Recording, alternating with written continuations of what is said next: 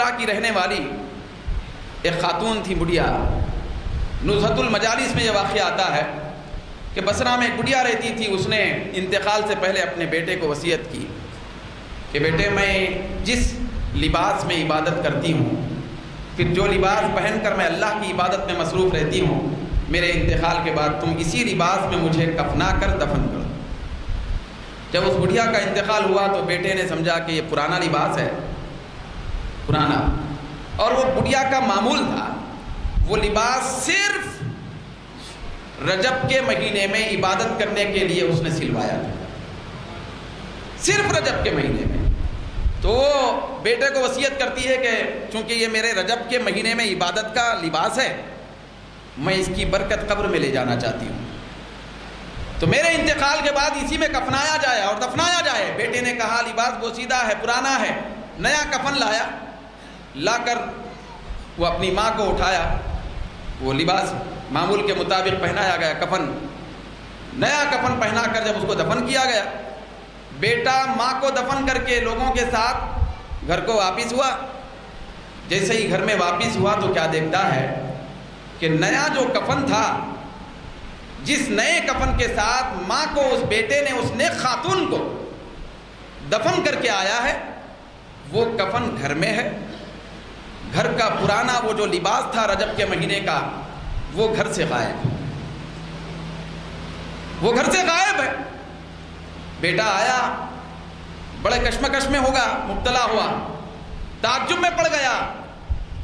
وہ کفن جو نیا اس کو لٹا کے آیا تھا، اس کی مٹی وغیرہ بھی لگی ہوئی ہے، ابھی کفنا کے آیا ہوا ہے، دفنا کے وہ واپس گھر میں پڑا ہوا ہے. تو غیب سے آواز آئی کہ اے بندے یاد رکھنا، جو بندے میرے خاص رجب کی عبادت کرنے والے ہوتے ہیں، رجب میں پھر رجب کی عزت کرنے والے ہوتے ہیں، ہم ان کو قبر کی تنہائی میں محروم نہیں کیا کرتے.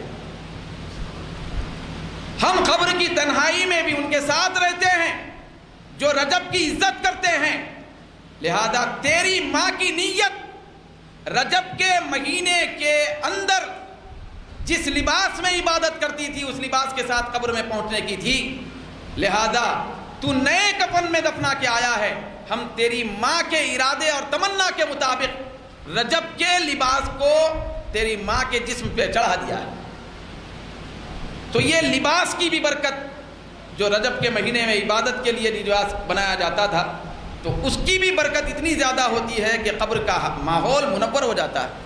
اس سے ہم ایک نتیجہ اخذ کر سکتے ہیں کہ پہلے کے زمانے میں کیسے کیسے لوگ ہوتے تھے کہ رجب کے مہینے میں عبادت کرنے کا الگ لباس، شعبان کے مہینے میں عبادت کرنے کا الگ لباس، رمضان کے مہینے میں عبادت کرنے کا کچھ الگ لباس. اس طرح اہتمام پہ اہتمام کرنے کے وہ لوگ بہت شوقین ہوتے تھے. وہ عبادت کے میدان میں ہمارے پاس نظریات الگ ہیں، ہمارے پاس ترجیحات الگ ہیں. ہمارے پاس ولیمہ میں پہننے کا یہ لباس، شادی میں پہننے کا یہ لباس، فلاں دعوت میں پہننے کا یہ لباس، یہ ہم منتخب کر کے رکھتے ہیں. لیکن پہلے کے لوگوں کے پاس رجب کا الگ لباس، اس اعتبار سے کہ اس میں رجب کی عبادت کی جائے، شعبان کا الگ لباس، اس اعتبار سے کہ اس میں صرف شعبان کی عبادت کی جائے، رمضان کا الگ لباس تاکہ اس میں رمضان کے سجدوں کی لذت حاصل ہو جائے. یہ کیفیت ان کے پاس ہوتی تھی، وہ ترجیحات ہوتے تھے. لیکن وہ ترجیحات اور تصورات تو اب ختم ہو گئے. ہم تو بالکل تباہی کے دہانے پہ ہیں. ہمارے پاس نہ رجب کا مقام ہے، نہ شعبان کا، نہ رمضان کا. تو دوستو، آج کے اس ظلمت کدہ دور میں ہم اگر چاہتے ہیں کہ ہمارے دلوں کے اندر ایک نورانی چراغ جلائیں، تو اس کی تیاری رجب کے مہینے سے کر کے رمضان کی اندر کی برکتوں کی خیرات حاصل کرنے کی کوشش کریں.